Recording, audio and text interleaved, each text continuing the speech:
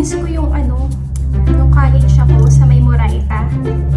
Sa FEU kasi ako nag-aral noon. At tapos share ko din pala sa inyo, no? Kung gaano kabilis umaksyon yung mga tao dito. Good morning everyone! Happy Friday! So magluluto ako ngayon ng pork steak. Pero hindi talaga siya totally pork steak kasi ito ang gagamitin ko. Yung mga binakyum seal na meal ni Mister, mga meat. So meron ditong pork, meatballs, sausage. Nag-crave kasi ako yung lasa ng pork steak sa atin sa Pilipinas. Pero yung pork steak na gusto ko, yung matigas yung yung piniprito muna yung meat. Meron kasi 'di ba yung malambot talaga. So naghihiwa ako ng onions. Yung mga binili ni Mister na onions ang lalaki. And yun din yung pansin ko dito, parang walang paliliit na onions. Dito sa may amin, hindi ko alam dyan sa ibang lugar, no? Baka siguro pagka sa mga Asian store may maliliit. Hindi ko naman ito magagamit lahat. Itatapon ko na lang kasi sabi nila, di ba dapat daw huwag nagkikip ng onion. Tapos, yung napanood ko din, sabi maglagay daw ng glass na may water para hindi ka magluha. Hindi ko alam kung effective ba. So, tingnan natin kung hindi ba ako magluluha. So, kamusta po kayong lahat? How's your day so far? Si Mister kanina tumatawag siya. Or kausap ko siya.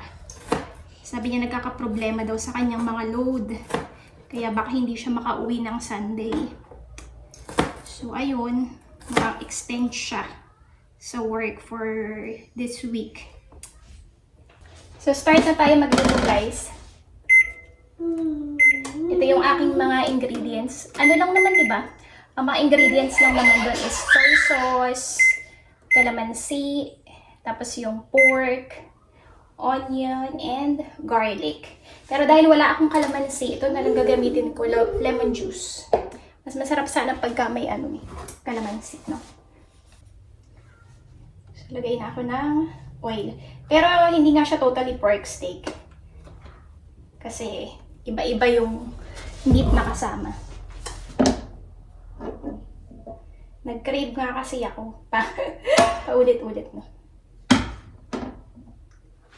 Meron sana kami dyan yung fresh na garlic. Yung ano ba yun? Anuhin mo pa, babalatan mo pa. Kaso tinamad na akong magbalat. Ito na lang. Minced garlic. Hi baby! So sabi ni Mister, mas masarap daw sana yung fresh na yun kasi mas malasa. Pero okay lang yan. Tapos diba dapat dun sa pork steak, yung hiwa ng onion is yung pabilog. Wala. Hindi ko alam kung paano ba maghiwa ng pabilog nun. So okay na yung ganyan. Hindi naman ako sasali sa cooking contest. Ano bang purpose pagka pabilog yung hiwa? Tsaka yung ganito. For aesthetic purposes lang ba yan? Mag-isa na tayo ng garlic and onion.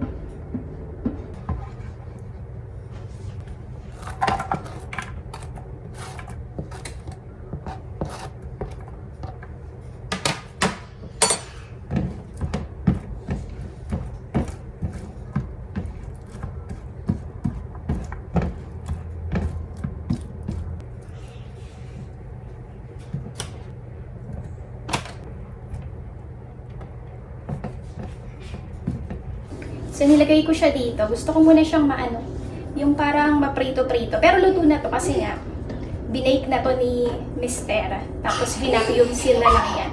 Ito kasi yung mga food na binabaon niya sa work.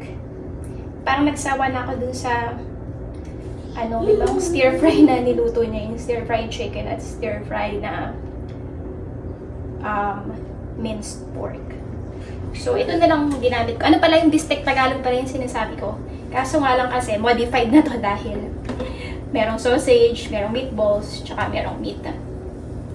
Basta gusto ko lang malasahan yung may toyo, may lemon, tapos may sibuyas at merong bawang. aking mga cravings lately. Late nga pala kami ngayon nagising ni Zeta. Ano na, mga 9 in the morning. Kasi nga kahapon maaga akong nagising dahil sa aking meeting. Pero nagigising din ako ng mga bandang 6 kasi yung ibang mga task ko doon sa aking work, ginagawa ko na. Para nahati ko siya sa buong araw. Gusto ko yung naririnig ko yung parang nagsisizzle pagka nag-gigisa. Kasi pag walang tunog, parang walang nangyayari. Kaya baka masunog na itong aking bawang at sibuyas. Gusto ko kasi makitang nagba-brown-brown itong mga meat. Kasi syempre, andyan na naman siya sa ating background kung saan siya madalas nakalagi. Lagi niyang pinaglalaruan yung barrel ng empty seltzer na yan.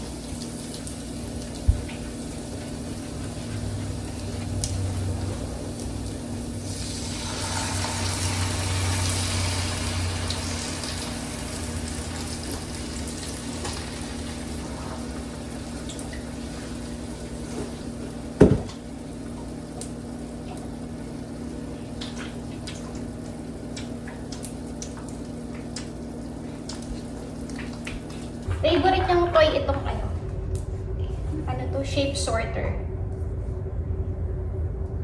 You wanna play with your shape sorter?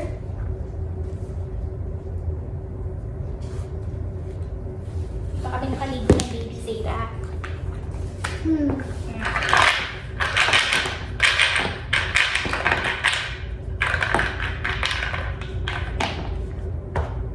Habang pinapakulo ko yung aking niluluto. What's that?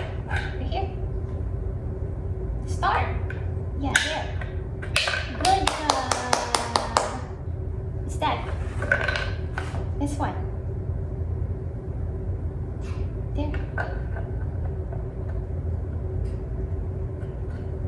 Yay! Next, yellow. This. Diamond. This triangle. Just one at a time, baby. This one. Triangle. Yay! Diamond. Here. Yay! What's that?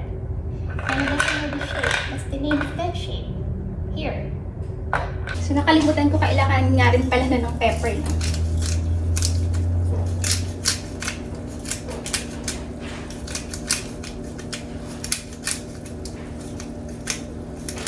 Kaya si Zeta. Naubos ko tong lemon kasi medyo maalat siya.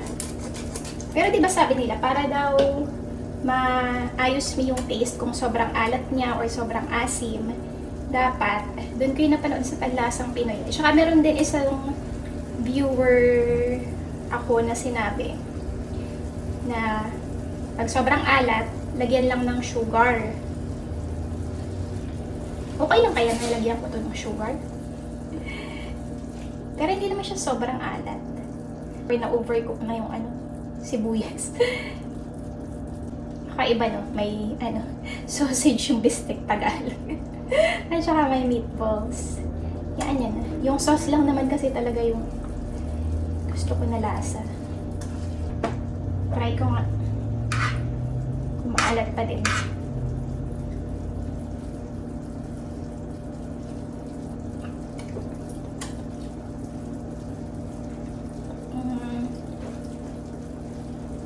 Hindi na naman siya maalat.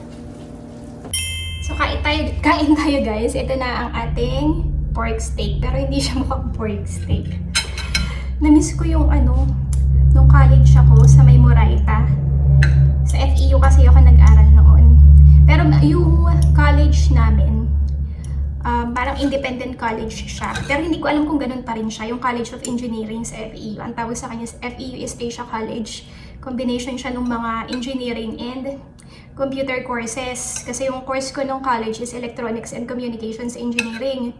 Tapos, pagka nagla-lunch kami, dun sa malapit sa may FEU, meron dun mga parang karinderya. Ang sarap ng mga pagkain. Gusto ko lang yung sisig. Tsaka may pork steak din eh. Reminiscing my college days.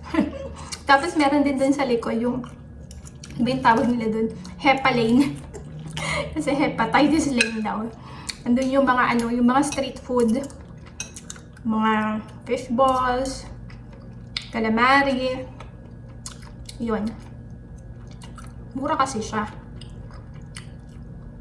Nakakamiss lang. Tapos share ko din pala sa inyo, no? Kung gaano kabilis umaksyon yung mga tao dito. Yun, kasing aking husband, no? Nung pinakabit namin ito, or nung pinarefill namin itong aming propane gas, na overcharge siya. So, parang $800 yung chinarge sa kanya. And, parang 50% ata yung na-overcharge sa kanya.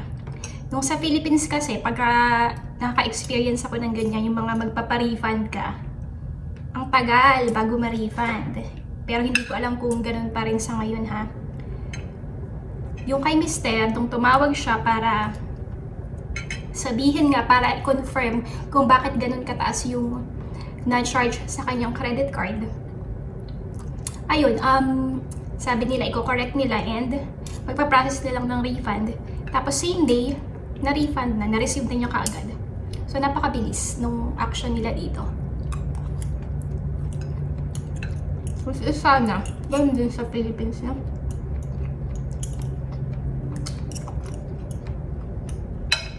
Pero hindi ko alam kung sa lahat ba ng pagkakataon ganun. Pero alam ko sa bank, oo.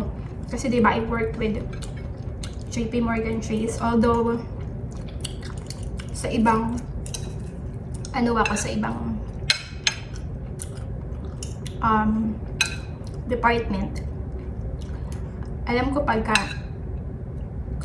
magpa-process ng refund, din, mabilis. Lalo na pag may mga claim, mabilis din siya. Tapusin ko na yung vlog dito, mga sisis and friends. Kasi after namin kumain, papaligo ako na si Zaira, tas maliligo na din ako. And then ayun, wala na rin naman kasi akong maipapakita sa inyo. Actually, wala talaga akong planong mag-vlog ngayon. Kaya lang sabi ko, sige na nga, mag-vlog na ako. Dahil wala na akong mga videos. And medyo nasa mood din naman ako mag-vlog. Pero pagpasensya yun na po itsura ko kasi nga. Bagong gising, hindi pa ako naghihilamos eh. So, ayun, maraming salamat po ulit sa patuloy ninyong pagsuporta sa aming YouTube channel. Please continue watching our videos, and for those who are new here, if you like this video, please consider subscribing. Don't forget to like, share, and if you have spare time, please leave your comments. We would greatly appreciate that. So maraming salamat po ulit. Thank you so much for watching. See you again next time. Bye!